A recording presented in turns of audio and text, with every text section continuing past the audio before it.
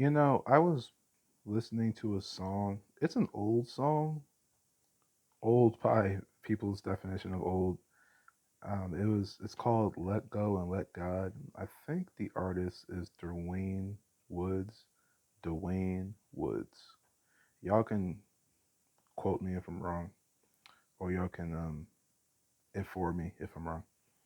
But as I'm listening to the song this morning, because I haven't heard it in like 2 or 3 years, but I was listening to it this morning because the thought just popped in my head, like the thought of the song.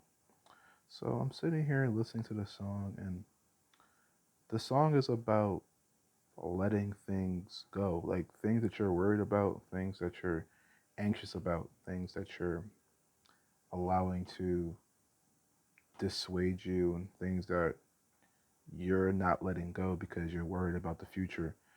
Giving all those things to God and letting God be in control the way He is in control. Like, you think about it, man, God controls the whole universe. God knows exactly when you're going to go to sleep. He knows exactly when you're going to wake up. He knows how many hairs are on your head. He knows everything there is to know about everything. So the idea that we sit here and we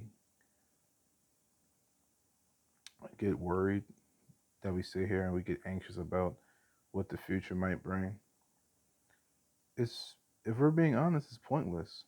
And even Jesus says it's pointless. I mean, we go back to Matthew, I think it's in chapter 6, where he tells the people at the sermon, like, hey, how many of you can add a single hour to your life by worrying? And so it's like this idea that, man, we can't do nothing worrying about nothing, bro. We can't sit here and worry about what may happen tomorrow, what might happen tonight, if we're going to wake up tomorrow. It is what it is. And in saying that, I'm not saying just shrug your shoulders, give up at life, and don't try, because that's the total opposite of what we ought to do.